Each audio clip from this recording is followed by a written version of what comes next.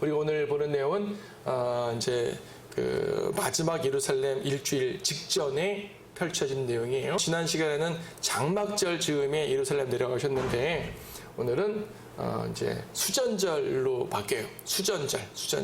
이 수전절이라고 그러죠. 이 수전절이 뭐냐면 저수가 닦을 숫자거든요. 성전을 닦는다는 얘기예요. 수리한단 말이죠. 이제 그 한우카라 그래가지고요.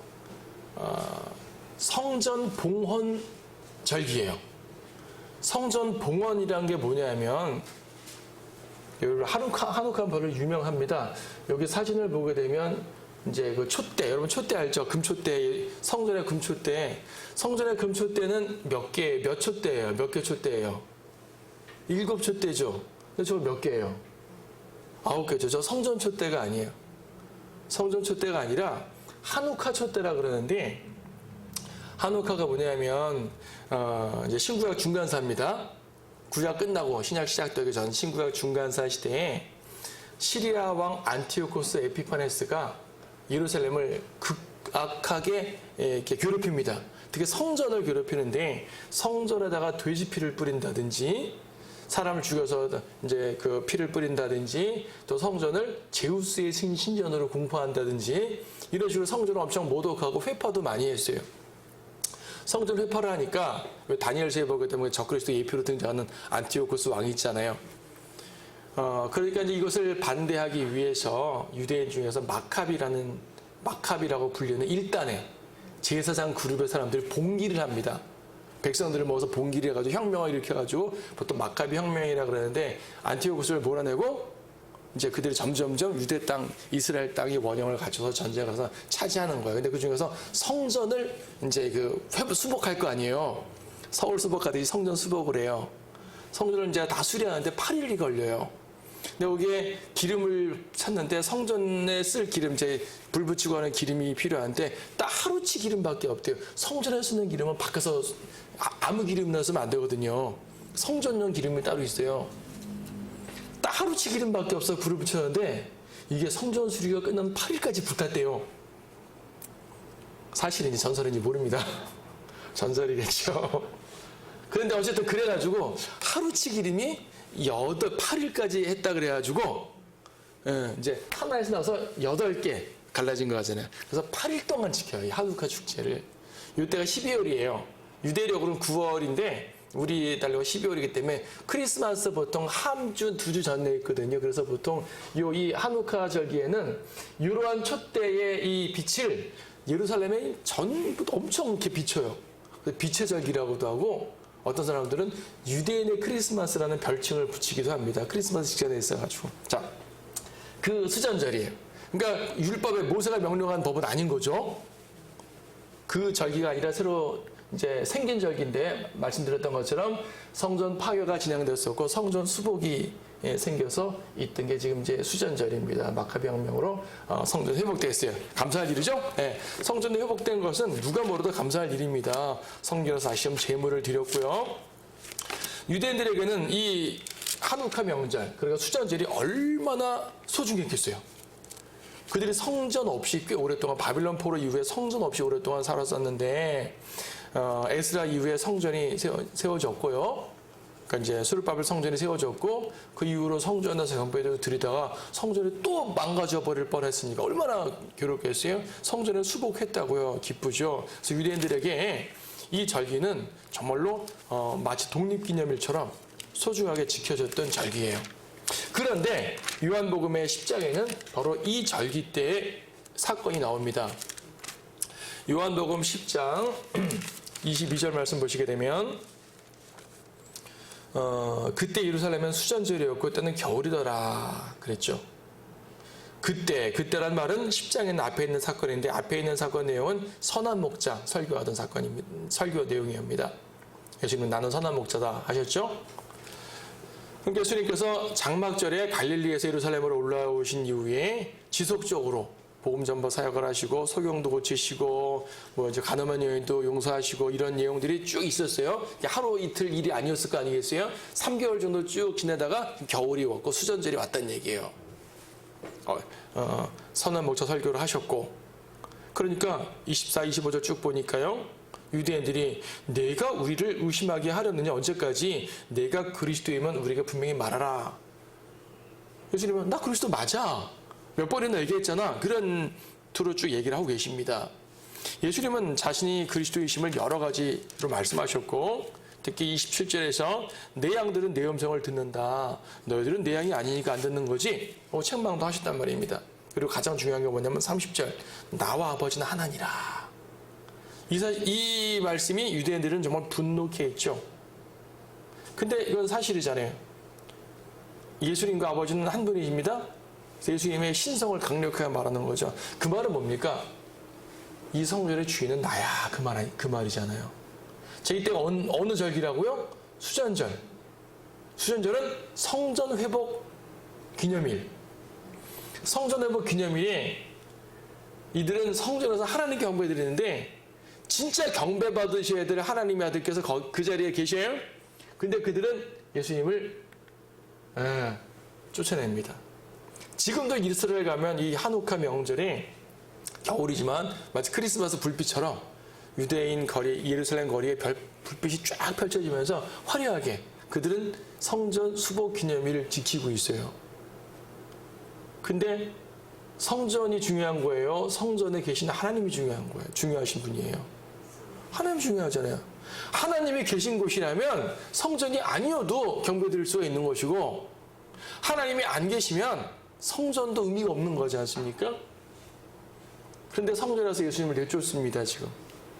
그러니까 그들에게는 성전 기념일인데 신약 성경 관점으로 볼 때는 예수님을 성전에서 내쫓은 날이에요. 그래서 지금 사람들이 예수님을 돌로 치려고 하죠. 돌로 치려고 하니까 31절이죠. 그때 유대인들이 주를 돌로 치려고 다시 돌을 들더라 그랬습니다.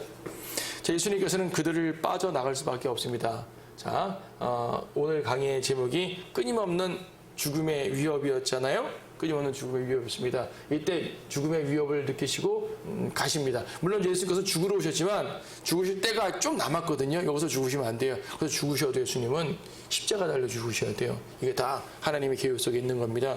근데 돌로 쳐 죽이면 당하면 안 되잖아요. 그래서 이 자리를 피하셨어야 됩니다. 그래서 이제 어디를 피하셨냐면은 거기 40절 요단강 건너편 요한이 처음 침례를 주던 곳으로 다시 떠나시오. 이것을 이제 요한복음 2장에서 베다바라라는 지역으로 써요. 베다바라. 그러니까 요단강 건너편에 있는 곳인데 유다 땅을 벗어난 거죠. 요단강 서편이 유다 땅이고 예루살렘에 있는 곳이 유대 땅이고 요단강을 건너면 유대 땅이 아닌 거예요.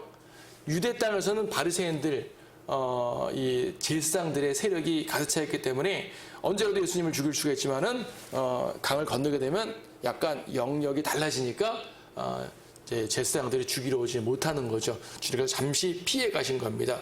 그들의 손에서 빠져나가셔가지고 피하셨죠. 그 다음 사건은 뭐냐면은 나사로를 살리신 장면입니다. 요한복음 11장입니다. 이제 어떤 사람이 병들었는데 마리아와 그녀니 마르다. 우리 지난 시간에 마리아 마르다 봤잖아요. 마리아는 예수님 발치에서 말씀을 듣던 여인이고 마르다는 접대하는데 분주했던 여인입니다. 이때도 뭐 크게 별반 다르지는 않았을 것이에요. 여기에 갔는데 지금 제 11장에서 2절 막 괄호에다 설명했어요. 마리아는 주께 향유를 붓고 자기 머리카락으로 주의 발을 닦았던 그 여인인데 그녀 오랍에 나사로를 벗는지라. 사실 향유를 붓는 사건은 이때보다 좀 뒤입니다. 좀 뒤기 때문에 괄호로 문맥에 벗어나서 삽입해 놓은 거고 그 마리아가 누군지를 설명해 놓은 것 뿐이고 연결된 사건은 나사로가 죽는 거죠. 나사로가 죽으니까 당신의 사랑하는 친구가 죽습니다. 고쳐주십시오. 사람을 보냈죠. 예수님께서 거절하시고 이틀을 더 머물렀어요. 요단강 건너편에 머무셨다가 유대 땅으로 가지 않은 거죠. 베단이라는 곳은 어디라 그랬어요? 예루살렘 동문으로 나와서 바로 앞이라 그랬어요. 예루살렘 동문으로 나와서 살짝 골짜기가 있고 깊지 않은 살짝 골짜기가 있고 곧바로 올리브산이라 그랬어요. 올리브산을 끼고 있는 게 베단이란 말입니다. 거기에서 요단강 건너서 지금 예수님은 딴 데 가 계신 것이고 그래봤자 뭐 몇 시간이면 갈 수 있는 거리니까 부르면 올 수 있어요. 안 가셨어요. 이틀이나 더 계셨단 말이에요. 왜 그러셨습니까? 지금 제자들은 유대 땅에서 예수님 죽음의 위협을 겪었는데 또 유대 땅 가면 안 되니까 몸살을 지나러 안 가나 보다 생각했을 거예요. 근데 예수님은 그래서 안 가신 게 아니라 나사로가 죽길 기다렸죠. 왜냐하면 죽어서 부활시키려는 이적을 행하셔야 됐기 때문에 지금 그 목적으로 안 가신 겁니다. 근데 예수님께서 이제 죽었다는 소식을 듣고 가자 그럽니다. 가자. 7절 그 후에 주께서 제자들에게 말씀하시기를 유대로 다시 가자. 제자들이 아니 최근에 유대인들이 선생님을 돌로 치려는데 또 골로 가려고 하십니까? 가야 돼. 11절 우리 친구 나사로가 잠들었도다. 나는 깨우러 가야 돼. 그러니까 뭐라 그럽니까? 16절 도마가 그래 까짓거 가자. 우리도 주님과 함께 죽으러 가자. 여러분 도마 용감한 사람이에요. 여러분 도마하면 떠오르는 게 뭡니까? 네? 도마하면 떠오르는 사건이 뭐예요? 도마하면 떠오르는 거. 예수님의 부활하신 다음에 난 부활을 못 믿겠어. 예수님 손에 못 자고 만져보고 여기 허리에 창자국 만져보고 전까지는 그분이 부활한 걸 못 믿겠어 했던 사람이 도마입니다. 의심의 아이콘이에요, 도마가. 우리가 보통 알고 있는 도마는 의심의 아이콘이라고요.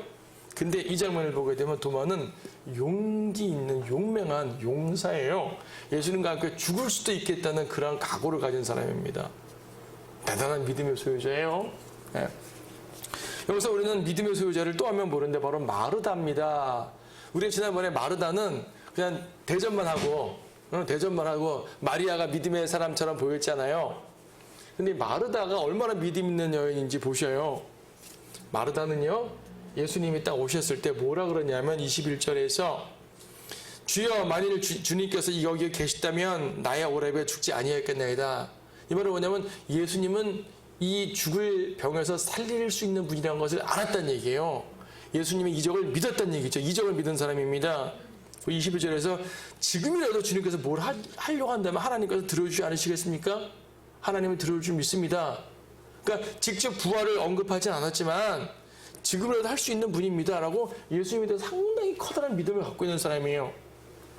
예수님께서 너희 오라비가 살아날 거야 23절 말씀하시니까 마르다는 마지막 날의 부활로 살아날 줄 믿습니다. 라고 대답합니다. 부활 자체에 대한 교리를 믿은 사람이에요.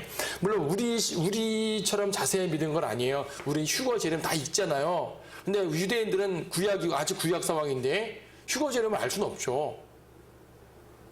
천년하고 전에 부활한다 이런 거 몰라요. 다만 마지막 날에 의인과 악인이 한꺼번에 부활한다. 이건 구약에는 그거밖에 몰랐어요.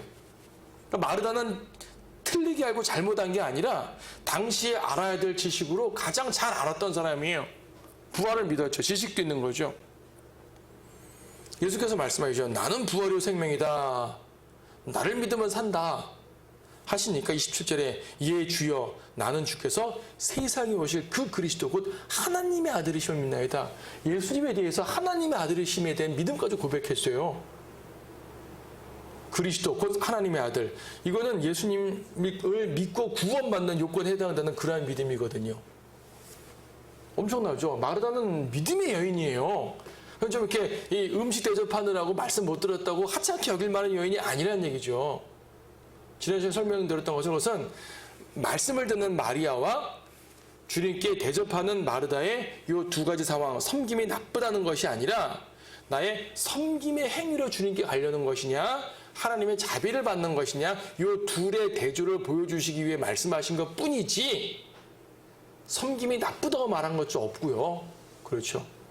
섬김이 나쁘다고 말하면 이때부터 계속 섬김을 안 해야 될 텐데 마르다는 그 다음부터도 계속 섬김을 했습니다. 섬김이 잘못된 게 아니에요. 대조를 보여주신 것 보이죠. 실제로 마르다는 이렇게 믿음 있는 여인이었던 얘기입니다. 그렇죠. 오히려 32절 보게 되면 예수님이 마리아를 만나고 마리아는 무덤 앞에서 울고만 있었어요. 예수님 오신 걸 알자 마리아가 예수님 앞으로 갔죠. 32절 마리아가 예수께서 계신 곳에 와서 주를 보고 그의 발에 엎드려 말씀하시기를 주여 만일 주님께서 여기 계시더라면 나의 오라비가 죽지 아니하였겠나이다. 그렇게 신실한 믿음의 소유자였던 마리아도 예수님이 자기 오라비를 살릴 수 있다는 것을 믿지 못하고 있는 상황입니다. 결코 마르다가 믿음 없는 여인이 아니라는 사실이에요. 그렇죠. 자, 그래서 예수님께서는 25절에 있는 말씀처럼 지금 이 사건의 핵심 구절이 요한복음 11장 핵심 구절은 나는 부활이요 생명이니 이거예요. 나는 부활이요 생명이니 나를 믿는 자는 죽어도 살 것이며 또 살아서 나를 믿는 자는 누구나 영원히 죽지 아니하리라. 내가 이것을 믿느냐? 제가 장례식 설교에서 가장 많이 하는 구절이 바로 요한복음 11장이에요. 우리의 성도들은 마지막 날에, 근데 그냥 마지막 날이 아니라 주님께서 공중에서 부르시는 날 부활한다는 얘기죠.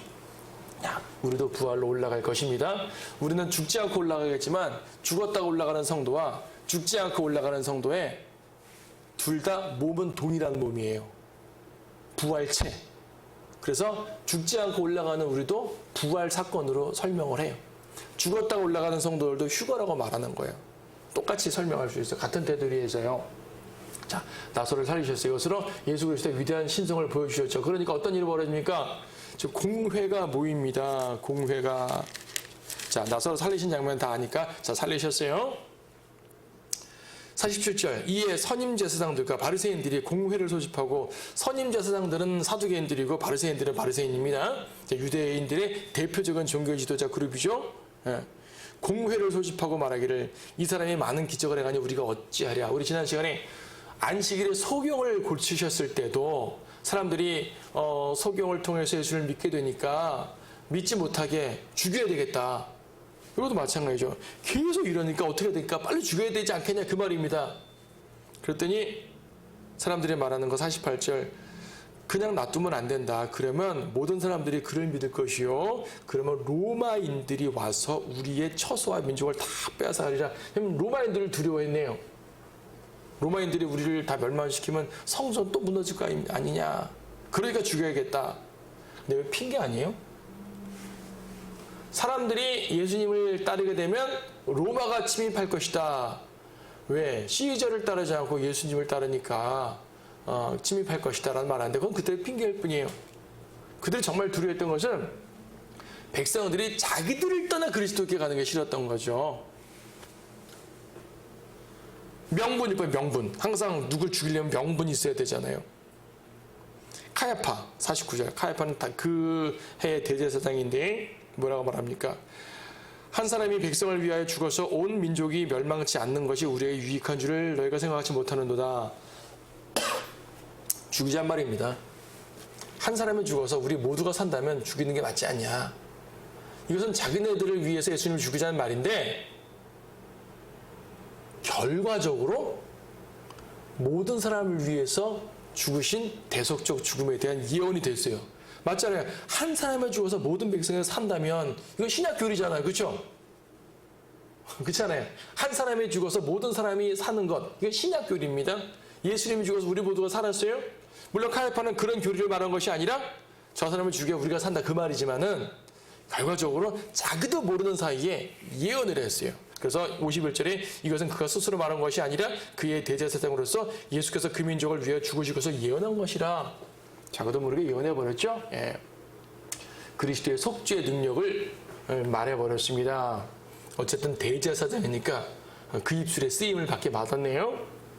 이때부터 죽음에 대해서 구체적으로 논의하기 시작합니다. 53절 그날부터 그들의 주를 죽이려고 함께 모이하더라. 예수님의 죽음의 위협 두 번째 사건이었습니다. 그러니까 어디로 가십니까? 54절 그러므로 예수께서 유대인들 가운데서 더 이상 다니지 아니하시고 광야 가까운 지방의 에프라임이라고 하는 성읍으로 가시어 거기서 제자들과 함께 계시니라. 자, 쭉 이제 가셨어요. 두 번째 피하신 겁니다. 아직도 죽으면 안 됩니다. 조금 남았어요. 죽으실 날이 얼마 안 남았지만 조금 남았어요. 광야에 가까운 에프라임 성읍으로 가셨고 그러다가 며칠 지납니다. 좀 아까 이것이 이제 12월 좀 나사로 사건은 1월 좀 넘어갔다 하더라도 6월절 사건은 3월로 넘어가니까 2달 정도 시간이 흐른 거예요 지금요. 2달 정도 시간이 흘러서 유대는 6월절이 가까웁니다. 네 번째 6월절입니다. 예수님의 생애 마지막 6월절입니다. 사람들은 6월절에 성전에 가죠. 사람들이 오심절에 서로 말합니다. 그가 명절에 올까 안 올까? 그렇죠. 57절을 보니까 종교 지도자들이 예수가 어디 있는 줄 알면 고발하라 라고 이제 이 방을 붙였죠. 죽여야 되니까. 자, 그런 상황입니다. 그러면 예수님이 예루살렘에 갈까요? 안 갈까요? 가셔야죠. 왜냐하면 이때 유월절은 정말 주님이 죽으셔야 되는 유월절이기 때문에 주님이 이때에 맞춰서 지금까지 피해 가셨던 것이고요. 이제 가십니다. 자, 가시는 과정에 여리코를 지나갑니다. 그래서 요 이제 바로 주님께서 예루살렘에 입성하기 마지막 입성 직전의 상황은 여리코 사건이 제일 마지막 상황인데요. 여기서 소경을 치유하십니다. 자, 요거는 마태, 마가, 누가복음인데요. 누가복음을 보도록 하죠. 누가복음 18장. 누가복음 18장 보면은 35절. 예. 주께서 여리코에 가까이 오셨을 때 어떤 소경이 길가에 앉아서 구걸하다가 무리가 지나가는 것을 듣고 무슨 일인지 묻더라. 그들이 소경에게 말하기를 나사렛 예수께서 지나가신다. 자, 똑같은 사건인데요. 마태, 마가복음에서는 여리코에서 나가실 때라고 되어 있고 누가복음은 여리코에 가까이 오셨을 때라고 기록되고 있어요. 약간의 기록상의 차이는 있지만 모든 상황을 볼 때 글쎄요 같은 상황, 같은 사건처럼 보이긴 합니다. 여기서 마태복음에서는 눈먼 사람 둘을 제시했고 마가복음은 그 둘 중에 한 명의 포인트를 맞춰서 소경 바디메오라고 이름을 밝히고 있죠. 바디메오는 여러분 많이 들어보셨잖아요, 그렇죠? 바디메오. 사람들이 묻습니다. 자, 사람들에게 묻습니다. 지금 무슨 일이 벌어졌어? 나사렛 예수가 지나갑니다. 그랬더니 이 소경이 소리를 칩니다. 다윗의 아들 예수여, 나에게 자비를 베푸소서. 마태, 마가, 누가 모두 동일하게 기록하고 있습니다. 예수께서 멈추어서 데리고 오라. 사람들은 뭘 멈춥니까? 그냥 가시죠. 아니야, 데리고 와. 데리고 가시죠. 내가 무엇을 하기 원하느냐? 내가 보기를 원합니다. 보라. 내 믿음이 너를 구원하였느니라. 여기서 주님 특별하게 믿음을 강조하십니다. 믿음. 믿음이 있어야지 구원을 받는 거잖아요. 믿음이 있어야지 치유도 받고. 그렇죠? 그래서 이제 믿음을 강조하는 장면이 보였습니다. 바디메오의 치유, 여리코. 그 다음 사건은 삭개오를 만나시는 거예요. 이건 누가복음에만 기록되어 있습니다. 19장 연결되는 내용인데요. 예수께서 여리코로 들어가서 그곳을 지나가시더라. 보라, 삭개오라고 하는 한 사람이 있었는데, 삭개오 세리장이에요. 세리장이요, 또 부자더라. 일반 세리보다 높은 관리죠, 세리장. 여러분, 삭개오 하면 딱 떠오르는 사건이 뭡니까? 삭개오가 어디 올라가서 예수님을 봤어요. 삭개오는 키가 작거든요. 키가 작으니까 예수님이 오시고 사람들이 우르르 몰려서 예수님을 둘러싸니까 예수님이 안 보여요. 예수님 보고 싶은데 키가 작아요. 마침 그 옆에 뽕나무가 있어서 뽕나무 위로 올라가가지고 이렇게 봤잖아요. 삭개오 뽕나무입니다. 여리코에 가면은 여리코 중심부에 이렇게 거대한 뽕나무가 있어요. 이게 이제 크기가 가늠이 안 돼서 사람이 없으니까 사람이 저 담벼락 높이, 저기 이제 펜스 높이 정도가 사람 키니까 꽤 크잖아요. 그러니까 보통 글쎄요, 저 나무가 삭개오가 올라간 뽕나무인지는 확실히 알 수가 없죠. 나무가 말할 리도 없고. 근데 저 나무의 수명이 지금 2000년 이상 됐다고 말하는 걸 보니 가능성이 있다 보여지고요. 여리코 중심부에 있으니까 그럴 수 있잖아요. 뭐 다른 나무도 있죠. 저 동네 나무 많아요. 그러니까 그 나무라고 보장을 못하겠지만 보통 이렇게 생각을 합니다. 좀 확대해 보게 되면은 좀 흐리죠. 열매들이 좀 보이지 않아요? 열매들? 저 뽕 아니에요. 여러분 오디 알죠? 오디. 뽕이 오디잖아요, 여러분. 그러니까 우리가 보통 뽕나무라 그러지만 우리식으로 뽕나무라 그러는 거지 저곳에서는 뽕나무는 아니었던 것 같아요. 그러니까 성경에서의 나무나 이런 뭐 질병이나 이런 뭐 식물들의 이름이 오늘날 사용하는 것과는 조금 다르긴 한다고 합니다. 그래서 오늘날 식으로 말하게 되면 저거는 뽕나무라고 하면 또 돌무화과나무라 그래요. 돌무화과나무. 왜? 참 올리브나무, 돌 올리브나무 하듯이 참무화과나무, 돌무화과나무. 맛도 별로 없고 뭐 그랬다고 합니다. 자, 그것까지는 잘 모르겠고 하여튼 이제 뽕나무 얘기하니까 한번 살펴봤어요. 꼭 전화번호 아닐 수도 있습니다. 자, 살게요. 자, 예수님께서는 이렇게 주님을 보기 위해 애쓰는 삭개오를 보고 내가 오늘 너희 집에서 머물겠다. 너희 집 가자. 자, 주님께서 삭개오의 집으로 갑니다. 그때 사람들이 수군대죠. 아니 예수가 왜 선한 사람인 줄 알았더니 세리의 집으로 하지 또 그냥 세리가 아니에요. 세리장이에요. 여러분 세리장이라는 얘기는 승진한 사람이잖아요. 얼마나 로마 당국에 잘 보였으면 세리장까지 승진했겠어요. 그러니까 이 사람은 일반 세리 중에서도 더 악독한 세리였던 거예요. 악독한 세리인데 예수님이 그 사람 집에 가서 같이 음식을 먹고 손님으로 들어갔단 말입니다. 예수라는 사람 말이야. 다시 봤어. 근데 이와 비슷한 일이 있었죠. 누가복음 7장 34절에서 예수님께서는 비난받았습니다. 세리와 죄인의 친구라고 비난받았고 이거는 세리의 손님이라고 비난받는데 뭐 그 말이 그 말 아니겠어요? 세리와 어울린다는 거 그냥 보통 세리도 아니고 아주 악한 세리인데 말입니다. 예수님께서는 괜히 갔겠어요? 악한 사람과 교제하러 갔겠어요? 구원하러 가신 거죠. 자, 어떤 일이 벌어집니까? 삭개오가 고백을 합니다. 삭개오의 고백이 중요한데요. 19장 8절에서 내 소유의 절반을 가난한 사람에게 나눠주겠습니다. 또 착취한 건 4배로 나눠주겠습니다. 부정한 방법으로 착취한 건. 이걸 보고 그래 재산을 팔아서 구제한 거. 우리 지난 시간에 보니까 이 재산을 팔지 못해서 실족해 간 사람도 있었잖아요. 그래서 이 사람은 재산을 팔고 갔네.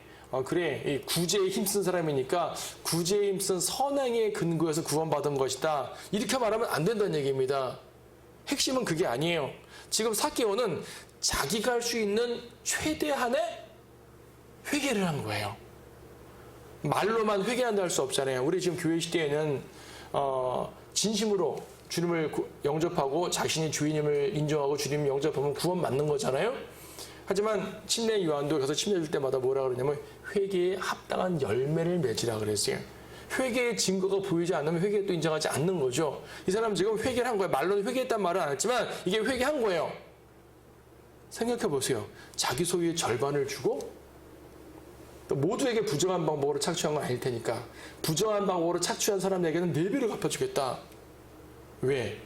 지금까지 자기가 세금 걷어들이면서 착취했던 그 사람들을 지금까지는 삭개오가요 착취의 대상으로만 봤어요. 이웃으로 안 본 거예요. 근데 이제는 그들을 이웃으로 보겠다는 얘기죠. 형제로 보겠다는 얘기죠. 이때 예수님이 뭐라고 그의 구원을 말했냐면 9절에서 예수께서 그에게 말씀하시기를 오늘 구원이 이 집에 이르렀으니 그도 아브라함의 아들이기 때문이라. 아니 남한테 구제를 좀 했다고 물건 자기 거 팔아서 남한테 구제했다고 구원을 받아요? 그 행위 구원 아닙니까? 라고 말할 수 있겠죠. 물론 아직은 구약적 상황이니까 행위적인 것이 필요하죠. 근데 여기서 행위 구원이냐 이 문제가 아니라 삭개오의 마음이 지금 예전에는 착취의 대상으로 여겼던 사람들이 이제는 이웃으로 보이고 형제로 보인단 말이에요. 이 말은 뭐냐면 우리는 한 아브라함의 아들이다 라는 민족적 약속의 자녀라는 이 의식이 들은 거예요. 이런 믿음을 가진 거예요. 예수님도 그래서 아브라함의 아들인 줄 알죠. 자, 참고로 어딜 보냐면 누가복음 3장 말씀을 보세요. 누가복음 3장 말씀에 보게 되면 침례인 요한이 침례를 행할 때 말입니다. 바리새인 같은 사람들이 뭐라고 그랬냐면 3장 8절 그러므로 너희는 회개에 합당한 열매들을 맺고 아브라함이 우리 조상이라고 너희 속으로 말하려 하지 말라. 침례인 요한이 진짜 책망하는 겁니다. 너희 종교 지도자들 너희들 말이야 아브라함이 우리 조상이라고 속으로 생각하지. 하지만 하나님께서는 이 돌들로도 아브라함의 자손이 되게 할 수 있다. 너희가 아브라함의 자손이 아니야 라는 말이죠. 이 사람들은 바리새인들은 우리는 아브라함의 자손이기 때문에 구원받은 사람들이야. 우리는 약속의 자손들이야. 이 말이에요 지금. 근데 주님은 침례인 요한이나 예수님은 그를 약속의 자손으로 생각지 않는 거예요. 근데 같은 문맥 누가복음 3장에서 이 세리들이 회개한 세리들이 묻습니다. 12절 세리들도 그에게 침례를 받으러 와서 그 말하기를 선생님 우리가 어떻게 하여야 하리이까? 그가 또 그들에게 말하기를 너희에게 정해진 것 외에는 더 거두지 말라. 이 세리는요 아브라함의 자손으로 인정받기 위해 회개를 했고 거기에 따라서 침례 요한은 이 세리들에게 지침을 준 거예요. 욕심 부리지 말라는 얘기죠. 육신 부를 나눠줘야 되는 겁니다. 자, 지금 이 삭개오는 이러한 맥락 속에서 자기 자신이 진정 약속의 자녀가 되기 위해 회개를 한 것이에요. 나도 약속의 자손으로 인정받고 싶습니다 하려면 자기가 약속의 자손으로 인정하지 않았던 이웃들과 하나가 되어야 될 거 아니겠어요. 저들과 나를 동일한 사람으로 봐주십시오, 그 말입니다. 예수님께서는 그 회개, 그리고 삭개오는 자기로서는 회개 열매를 이거보다 잘 맺을 수 없잖아요. 그냥 믿습니다 라고 말하는 한마디보다 확실한 행동으로서의 열매였었습니다. 그러니까 교회 시대 구원과 좀 다르지만 삭개오로서는 최선을 다한 거죠. 주님께서 그것을 보고 오케이, 너도 아브라함의 아들이야, 자손이야, 저들과 똑같이 라고 말씀해 주신 겁니다. 그래서 아브라함의 아들, 즉 구약에는 약속의 자녀로 들어가는 건 이제 중요했단 말입니다. 그러한 개념으로 말했다는 것이 중요하죠. 그리고 바로 이어지는 상황은 뭐냐면 인자가 온 것은 잃어버린 자를 찾고 또 구원하시려는 것이라. 예수님은 이처럼 삭개오를 구원한 것처럼 삭개오 비난하지 마라. 너희들은 비난하지만 나는 저 사람도 구원해야 돼. 그 말은 곧 뭐냐면 이렇게 비난하는 너희들도 내가 구원해야 될 사람들이야, 그 말이죠. 하지만 사람들은 그렇게 생각하지 않고 또 죽이려고 하겠죠. 자, 삭개오를 만났습니다. 여리코에서 한 사건 더 있습니다. 사건이라고 보다도 설교를 하나 해주시는데 18절부터 설교를 하나 해주시죠. 11절부터죠. 예. 그들이 이 말씀을 듣고 있을 때 주께서 비유를 하나 더 들어 말씀하시더라 하면서 어떤 비유를 말씀하시냐면 12절, 그러므로 주께서 말씀하시기를 어떤 귀인이 왕국을 받아서 돌아오려고 먼 나라에 가게 되었더라. 그리하여 자기의 종 10명을 불러 그들에게 10문화를 주며 말하기를 내가 올 때까지 장사하라. 문화라는 것은 돈의 단위입니다. 달란트도 돈의 단위고 문화도 돈의 단위예요. 자, 10문화를 주었습니다. 10명의 종에게. 보통 말하는 문화의 비유예요. 문화의 비유. 10명에게 10문화, 그러니까 한 종당 한 사람당 하나씩 공평하게 문화를 줬어요. 예. 내가 올 때까지 장사하라. 장사 며칠을 준 겁니다. 여기 세 부류의 사람이 나옵니다. 세 부류의 사람. 14절에 그의 백성이 말하기를, 그를 미워하여 말하기를, 우리는 이 사람이 우리를 통치하는 걸 원치 아니한다. 예수님의 통치를 거절한 거. 지금 이제 예수님이, 여기서 귀인은 예수님 말합니다. 어떤 귀인은 예수님을 말하는 것이고 먼 나라는 하늘나라 가는 거예요. 위로 가셔가지고 왕국을 받아서 돌아오는 건 재림을 말하는 거죠. 그렇죠? 예수님이 초림 때 죽어서 하늘로 올라가시고 왕국을 받아서 재림으로 오는 이 장면을 말씀하시는 겁니다. 그래서 하나님의 나라 앞에서 말씀하고 있잖아요. 그러므로 예수님이 안 계실 때 주님을 위해서 일한 사람들이 종들이죠. 종들의 각각 반응이 있습니다. 세 부류의 사람은 어떤 사람이냐면 첫 번째로 14절에 있는 것처럼 그분의 통치를 원하지 않는 백성들이 첫 번째 사람들입니다. 두 번째 사람은 열심히 일한 신실한 종들이에요. 주님이 와서 보니까 16절에 첫 번째 사람이 주여 주께서 주신 한 문화로 10문화를 벌었습니다. 오, 잘하였다 착한 종아. 10성읍 다스리는 권세를 가져라. 두 번째 사람이 와서 한 문화로 5문화 벌었습니다. 오, 너도 잘했어. 5성읍 다스려라. 그렇죠. 근데 또 한 사람이 와서 주여 한 문화 여기 있습니다. 손수건에 싸서 간직했습니다. 그대로 갖다 바쳐요. 아무것도 안 했죠. 주님은 뭐라 그러십니까? 책망합니다. 책망하죠. 그러니까 이렇게 세 부류의 사람이 있습니다. 그 통치를 원하지 않는 백성들이 있고요. 종은 종이되 신실한 종이 있고요. 게으른 종이 있고요.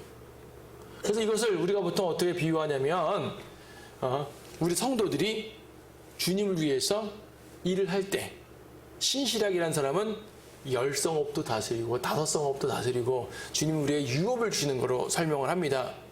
여러분 중에 누군가는 10성읍 다스릴 것이고요. 누군가는 5성읍 다스릴 것이고요. 뭐 2성읍도 다스리겠고 1성읍도 다스리겠고 뭐 하시겠죠. 그렇죠?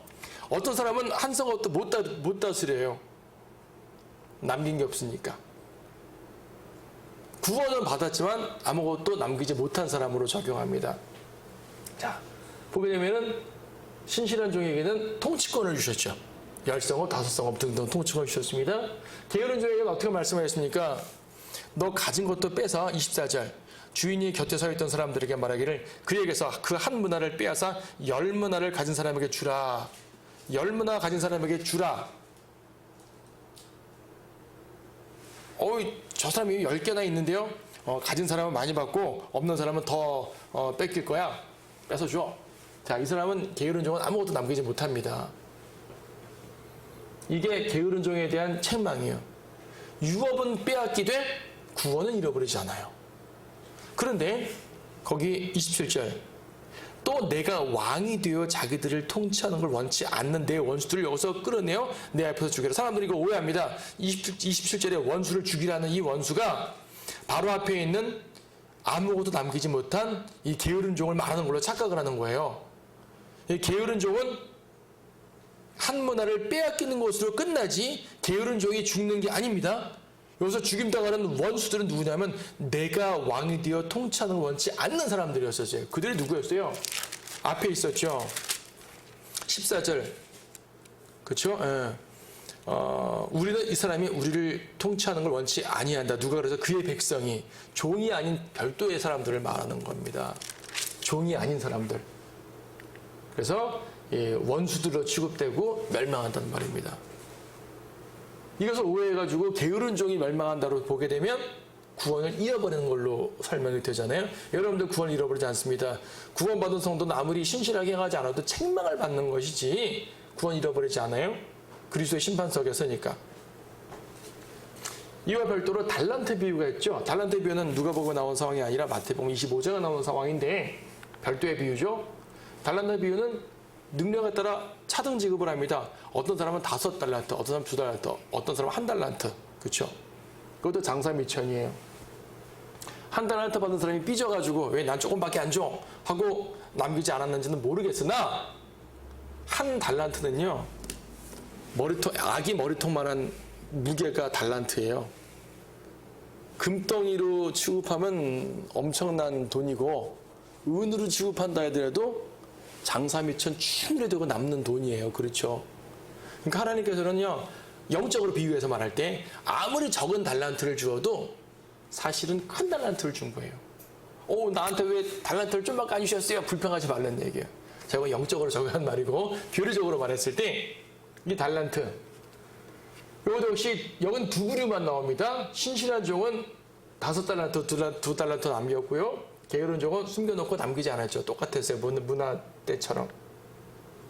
신실한 종은 역시 통치권을 받습니다. 게으른 종은 빼앗길 뿐 아니라 바깥 흑암에 던져집니다. 바깥 흑암은 지옥을 말하는 거예요. 이걸 또 오해해가지고 어떤 사람들은 이 사람들은 주님의 종들이니까 구원은 받았다. 구원을 받았는데 바깥 흑암이란 말은 무슨 말일까? 지옥이 아닌 왕국의 외곽 지역에서 사는 것이 아닌가? 이렇게 해석하는 사람도 있어요. 지방교회라고 들어보셨어요? 지방교회라고? 위트니스리. 그 사람이 그렇게 주장을 합니다. 아니에요. 바깥에 가면 지옥을 말하는 거 맞아요. 그러니까 구원을 잃어버리는 거죠. 종인데. 그러면 이 두 비유는 엄청나게 다른 비유네요. 그렇죠? 달란트, 그러니까 문화의 비유에서 세 부류의 사람들은 원수들은 내 백성이었잖아요. 내 백성. 요한복음 1장 내 백성에게 갔으나 그들이 거절해서 이방인에게 갔다 말씀합니다. 거절한 이스라엘을 말하는 것이고 이 신실한 종, 게으른 종은 우리 교회 성도들입니다. 성도들인데 이제 신실하게 행할 수 있고 신실하지 못하게 행할 수 있죠. 구원을 잃어버리지 않는단 말입니다. 반면 달란트 비유에서는 둘 다 환난 성도를 말하는 거예요. 유대인들 중심으로. 이들은 구원을 잃어버릴 수가 있습니다.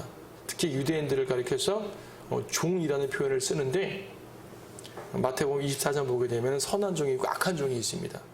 악한 종은 주님 오실 때 멸망시켜 버릴 거예요. 자, 그래서 환난 때는 구원을 잃어버릴 수도 있고 또 우리와 여러모로 다르니까 유대인적인 내용이니까 달란트 비유와 문화의 비유는 차이를 두고요. 우리가 교회 성도들이 유업을 받는 걸 말할 때는 문화의 비유, 누가복음 19장을 말하는 것이 교리적으로 옳습니다. 그래서 예수님은 이제 여리코에서 예루살렘으로 가는 거죠. 가십니다. 예루살렘으로 가기려면 베다니를 통과해서 가야 되기 때문에 베다니에 먼저 머물죠. 6월절 엿새 전에 베다니로 오신다고 말씀하고 있어요. 마태복음과 요한복음에서는 베단이라고만 써 있고 마가복음과 누가복음에서는 벳파게와 베단이라고 되어 있어요. 벳파게와 베단이는 바로 연말이에요. 그래서 큰 틀에서는 베단이라고 말하는 것이고 구체적으로 말하면 베파게 베다니를 둘 다 말하는 것인데 마가와 누가는 베파게 베다니를 말했고 마태와 요한은 베다니라고만 말했습니다. 결과적으로 예수님이 머문 곳은 베다니예요. 여기서 또 마리아를 만나죠. 마리아가 향유를 붓는 사건은 바로 이 사건입니다. 요한복음 12장과 마태복음 26장, 마태복음 26장은 회상신으로 설명을 하고 있고요. 요한복음에서는 사건의 흐름으로 설명을 하고 있네요, 지금. 네. 요한복음 12장 말씀을 보시게 되면 그러니까 마태복음에서는 죽기 직전에 유월절 전날 회상신으로 설명하는 거고 요한복음에서는 이어지는 흐름으로 설명하고 있는 겁니다. 자, 나사로를 죽은 자들로부터 살리신 곳 베다니로 오셨어요. 거기서 저녁을 마련했는데 역시 마르다는 시종을 들고 나사로는 식탁에 앉아 있고요. 마리아는 뭐 하는 것인가?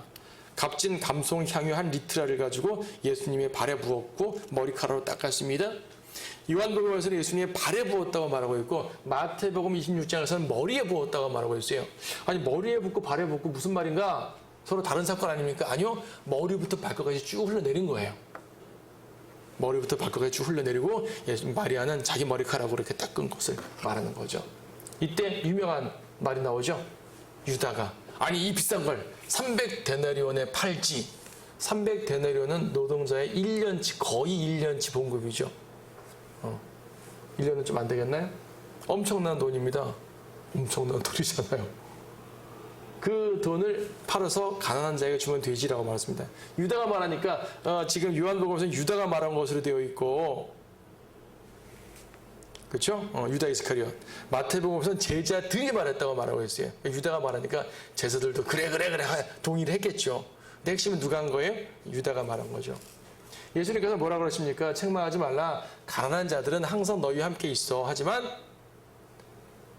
이 여인이 나에게 향유를 부은 것은 나의 장래 날을 위해 준비한 거야. 7절 요한복음 15장 7절. 그래서 예수께서 말씀하시기를 그녀를 가만두어라. 그녀는 나의 장래 날을 위하여 이것을 간직해둔 것이라. 장례식을 위해서. 시신에다가 향유를 부어야 돼. 붓죠. 근데 실제로 예수님은요. 향유도 제대로 붓지 못하고 이제 그 아리마대 요셉의 무덤으로 몇 가지 향료만 넣고 들어갔어요. 부활 직전에 여인들이 향유를 제대로 넣으려고 갔는데 예수님이 부활해버렸단 말이죠. 그러니까 실질적으로 향유를 그러니까 이 무덤, 그러니까 시신의 의미로 향유를 받은 건 이 마리아한테 받은 것밖에 없는 거예요. 미리 받은 거죠. 미리 받은 것.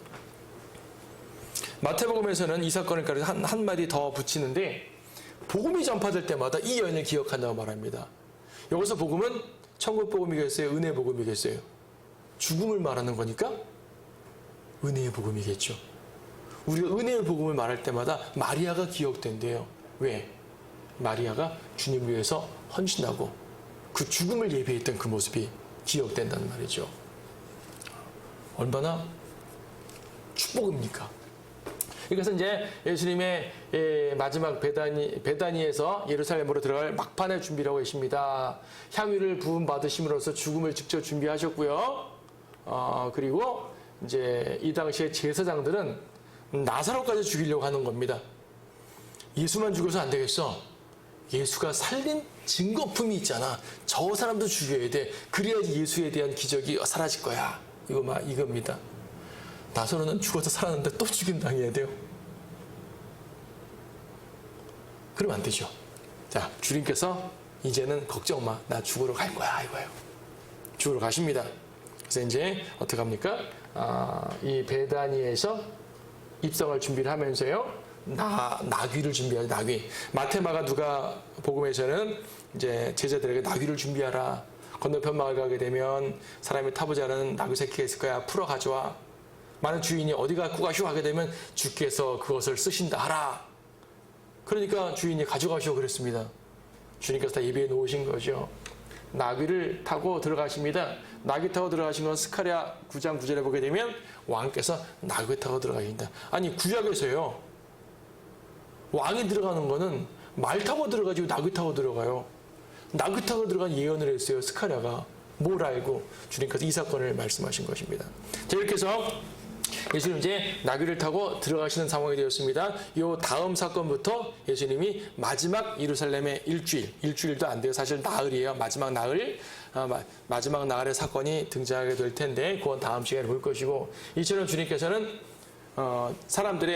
유대인들의 죽음을 이제 살해 위협을 몇 번 피했지만 그것은 목숨을 부지하려고 피한 것이 아니라 주님의 때에 죽으시려고 피하셨던 것이고, 그러는 과정에서도 이적을 행하시고 또 이렇게 복음을 전하시고 진리를 전하심으로써 백성들을 하나로 모으셨습니다. 주님께서 마지막까지 하시려고 하셨던 것은 뭐냐면은, 내가 온 것은, 인자가 온 것은 죄인을 잃어버린 자를 찾으려는 것이다. 구원하려는 것이다. 이거였단 말입니다.